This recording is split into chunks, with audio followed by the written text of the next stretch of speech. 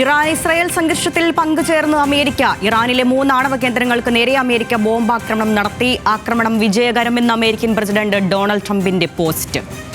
ഖിലാഫ് അഹമ്മദ് നൽകും വിവരങ്ങൾ ഇന്റർനാഷണൽ ഡെസ്കിൽ നിന്നും. ഖിലാഫ്, ഒടുവിൽ അമേരിക്കയുടെ നേരിട്ടുള്ള ഇടപെടൽ ഉണ്ടായിരിക്കുന്നു. ഇറാൻ ഇസ്രായേൽ സംഘർഷത്തിൽ അമേരിക്കയുടെ ഇടപെടൽ ഉണ്ടായാൽ അത് വലിയ പ്രത്യാഘാതങ്ങൾക്ക് വഴിവെക്കുമെന്ന് ഇറാന്റെ മുന്നറിയിപ്പ് കഴിഞ്ഞ ദിവസമായിരുന്നു പുറത്തു വന്നത്. എന്താണ് ഇന്ന് ഈ പുതിയ ആക്രമണത്തെ സംബന്ധിച്ചുള്ള വിവരങ്ങൾ ലഭിക്കുന്നത്? തീർച്ചയായും അരുണിനെ സൂചിപ്പിച്ചതുപോലെ തന്നെ ഇറാൻ ഇസ്രായേൽ ആക്രമണത്തിൽ അമേരിക്ക പങ്കുചേർന്നതെന്നാണ് ഏറ്റവും ഒടുവിൽ നമുക്ക് ലഭിക്കുന്ന വിവരം. ഇന്ന് ട്രംപ് തന്നെയാണ് ഇക്കാര്യം സോഷ്യൽ മീഡിയയിൽ കൂടി സ്ഥിരീകരിച്ചത്. ഇറാനിലെ 3 ആണവ കേന്ദ്രങ്ങളാണ് US ആക്രമിച്ചത്. 3 ആണവ കേന്ദ്രങ്ങൾ ഫോർദോ, നദാൻസ്, ഇസ്ഫാൻ എന്നിവിടങ്ങളിലെ ആണവ കേന്ദ്രങ്ങളാണ് US ഇന്ന് ആക്രമിച്ചത്. കൂടാതെ കഴിഞ്ഞ ദിവസം തന്നെ B2 സ്റ്റെൽത്ത് ബോംബറുകൾ പസഫിക് US സ്ഥാപിച്ചിരുന്നു.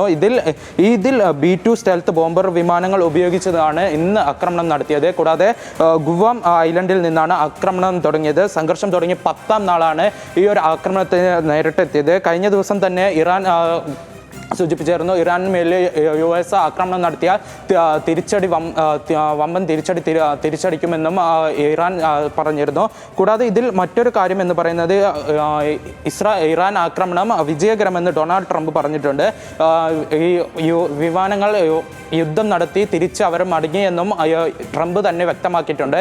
ഇതിനെതിരെ ഡെമോക്രാറ്റിക് പാർട്ടിയും രംഗത്ത് വന്നിട്ടുണ്ട്. കാരണം US ആക്രമണം നടത്തിയത് പാർലമെന്റിന്റെയോ US കോൺഗ്രസിന്റെ അപ്രൂവൽ, അതായത് അംഗീകാരം ഇല്ലാതെയാണ് ഇന്ന് ആക്രമണം നടത്തിയതെന്നും ഇവർ തന്നെ പറയുന്നുണ്ട്. കൂടാതെ ഇതിൽ US-നെ നേരിടുന്ന വലിയ പ്രത്യാഘാതങ്ങൾ നേരിടേണ്ടി വരുമെന്നും ഡെമോക്രാറ്റിക് പാർട്ടിയും രൂക്ഷമായി വിമർശിക്കുന്നുണ്ട്. കൂടാതെ ട്രംപിനെതിരെ രൂക്ഷ വിമർശനമാണ് ഡെമോക്രാറ്റിക് പാർട്ടി ഇപ്പോൾ നൽകുന്നത്.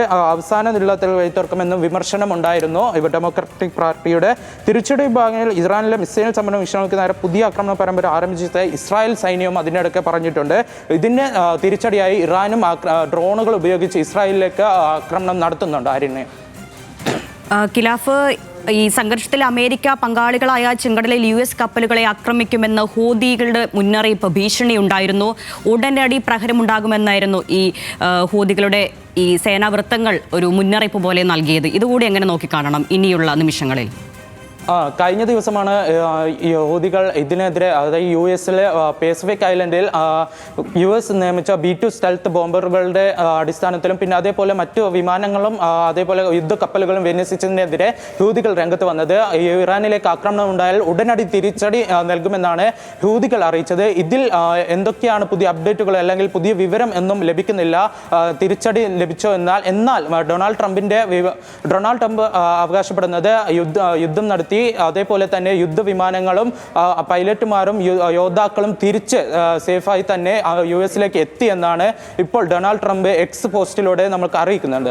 അരുൺ, ഈ US-ന്റെ ഇടപെടൽ ഉണ്ടായതിന് ശേഷം ഏറ്റവും പ്രധാനപ്പെട്ടത് ട്രംപിന്റെ പ്രതികരണമാണ്. മറ്റ് ലോകരാജ്യങ്ങൾ, ഏതെങ്കിലും രാജ്യങ്ങൾ അല്ലെങ്കിൽ നേതാക്കൾ ഇക്കാര്യത്തിൽ പ്രതികരണം നടത്തിയിട്ടുണ്ടോ? ഇറാന്റെ ഇസ്രായേലിന്റെ ഭാഗത്തു നിന്ന് ഈ ആക്രമണവുമായി ബന്ധപ്പെട്ട പ്രതികരണം ഉണ്ടായിട്ടുണ്ടോ ഇതിനോടകം? അരുണ്യ, ഇതുവരെ US-ന്റെ ആക്രമണത്തിന് പിന്നാലെ ഇറാനോ ഇല്ലെങ്കിൽ ഇസ്രായേലോ പ്രതികരണത്തിന് തയ്യാറായിട്ടില്ല. കൂടാതെ ഇതിൽ നമ്മൾ എടുത്തു പറയേണ്ട മറ്റൊരു കാര്യം എന്ന് പറയുന്നത്, ഇതിൽ ഏറ്റവും കൂടുതൽ ബാധിക്കപ്പെട്ടത് എത്രയാണോ അല്ലെങ്കിൽ ആണവായുധങ്ങൾക്ക് കേടുപാടുകൾ ആക്രമിച്ചതായി ഇറാനോ സ്ഥിരീകരിച്ചിട്ടില്ല. എന്നാൽ എക്സ് പോസ്റ്റിലൂടെ, സോഷ്യൽ മീഡിയയിലെ ഒരു പോസ്റ്റിലൂടെയാണ് ട്രംപ് ആക്രമണം സക്സസ്ഫുൾ, അതായത് ആക്രമണം വിജയകരമായി ദൗത്യം കംപ്ലീറ്റ് ചെയ്തു എന്നൊരു സോഷ്യൽ മീഡിയ പോസ്റ്റിലൂടെയായിരുന്നു ട്രംപിന്റെ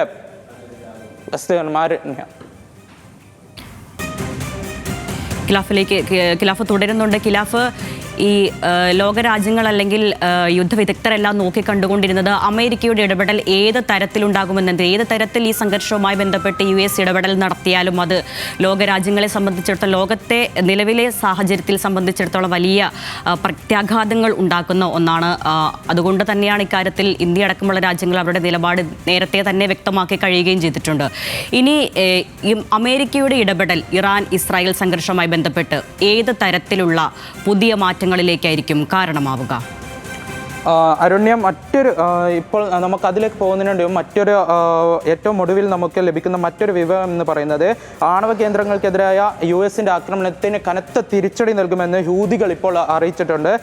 ഇവരുടെ തന്നെ മറ്റ് സോഷ്യൽ മീഡിയ പോസ്റ്റിലൂടെയാണ് നമുക്കിപ്പോൾ അറിയുന്ന അൽ ജസീറ ഉൾപ്പെടെയുള്ള അന്തർദേശീയ മാധ്യമങ്ങൾ റിപ്പോർട്ട് ചെയ്യുന്നത് അനുസരിച്ചിട്ട് ആണവ കേന്ദ്രങ്ങൾക്കെതിരായ ആക്രമണം ഹൂതികൾ കടുപ്പിക്കുമെന്നാണ് ഇപ്പോൾ നമുക്ക് ലഭിക്കുന്ന ഏറ്റവും ഒടുവിൽ ലഭിക്കുന്ന വിവരം. കൂടാതെ ആക്രമണം B2 ബോംബർ സ്റ്റെൽത്ത് ബോംബർ ഉപയോഗിച്ചിട്ടാണെന്ന വിവരങ്ങൾ കൂടി ഇപ്പോൾ പുറത്തു വരുന്നുണ്ട്. ഈ അമേരിക്കയും കൂടി ഇതിൽ ഇസ്രായേൽ ഇറാൻ സംഘർഷത്തിൽ കൂടിയതോടെ ഒരു മൂന്നാം ലോക മഹായുദ്ധത്തിലേക്ക് എന്ന രീതിയിൽ തന്നെയാണ് ഇപ്പോൾ പോകുന്നത്. കാരണം US-ഉം കൂടി വന്നതോടെ ഈ ആണവ കേന്ദ്രങ്ങൾ ആക്രമിച്ചത് ഇറാൻ കൂടി ഇവരുടെ ന്യൂക്ലിയർ, അതായത് ഏറ്റവും കൂടുതൽ ആണവ കേന്ദ്രങ്ങളുള്ള ഇറാൻ ഇപ്പോൾ തിരിച്ചടിക്കുമെന്നാണ് നമുക്ക് ഇപ്പോൾ തിരിച്ചടിക്കാൻ സാധ്യതയുണ്ടെന്നാണ് നമുക്കൊരു വിലയിരുത്താൻ പറ്റുന്നത്. ആരുണ്യ, തിരിച്ചടിയിലേക്ക് കാര്യങ്ങൾ പോകുന്നു. അതായത് 3 കേന്ദ്രങ്ങളിലാണല്ലേ ഇപ്പോൾ US-ന്റെ ആക്രമണം ഉണ്ടായിട്ടുള്ളത്, ഫോർദോ, നദാൻസ്, ഇസ്ഹാൻ. തീർച്ചയായും അരണ്യ സൂചിപ്പിച്ചതുപോലെ തന്നെ 3 ആണവ കേന്ദ്രങ്ങളിലാണ് ഇപ്പോൾ ആക്രമണം നടന്നത്. ഫോർദോ, നദാൻസ്, അതേപോലെ ഇസ്ഫാൻ എന്ന 3 ഇറാന്റെ പ്രത്യേകത.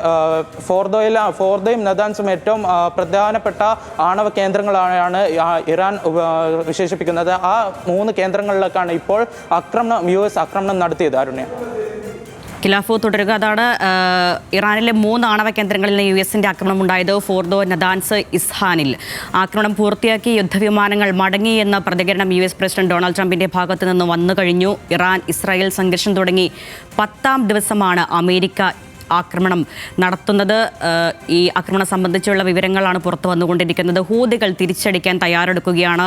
വരും നിമിഷങ്ങൾ വളരെ നിർണായകമാണ്. ഇനിയുള്ള മണിക്കൂറുകൾ ഇറാൻ സംബന്ധിച്ച് അമേരിക്കയുടെ ഇടപെടൽ ഉണ്ടായാൽ വലിയ തരത്തിലുള്ള പ്രഹരം ഉടനടി തിരിച്ചടിക്കുമെന്ന് നേരത്തെ തന്നെ ഹൂതികളുടെ സൈനിക വൃത്തങ്ങൾ മുന്നറിയിപ്പ് നൽകിയിരുന്നു.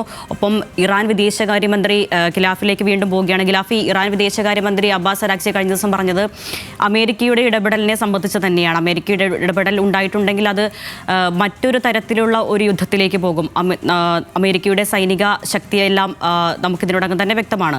അങ്ങനെയെങ്കിൽ ഈ ഇറാൻ ഇസ്രായേൽ സംഘർഷം മൂർച്ഛിക്കുന്ന, അത് മൂർധന്യതയിലെത്തിയ ഘട്ടത്തിൽ അമേരിക്കയുടെ ഇപ്പോഴുണ്ടായ ഈ ആക്രമണം അതിന് ഉടൻ തന്നെ തിരിച്ചടിക്കാൻ ഹൂതികൾ തയ്യാറെടുക്കുന്നു. ഇസ്രായേൽ ഈ വിഷയത്തിൽ എങ്ങനെയാണ് ഇനി അമേരിക്കയെ കൂടെ ചേർത്ത് നിർത്താൻ ഇസ്രായേൽ തുടക്കം മുതൽ തന്നെ പല ശ്രമങ്ങൾ നടത്തിയെങ്കിൽ നേരത്തെ എല്ലാം US പ്രസിഡന്റ് പറഞ്ഞിരുന്നത് അമേരിക്കക്കാരെ ആക്രമിക്കാത്തിടത്തോളം ഇറാനെ ആക്രമിക്കാൻ ഞങ്ങൾ തൽക്കാലം ഉദ്ദേശിക്കുന്നില്ല എന്നായിരുന്നു. ഇനിയുള്ള ട്രംപിന്റെ നീക്കങ്ങൾ, അതിനോടൊപ്പം തന്നെ ഇസ്രായേലിന്റെ നീക്കങ്ങൾ, അത് ഏത് തരത്തിലായിരിക്കാനാണ് സാധ്യതകൾ?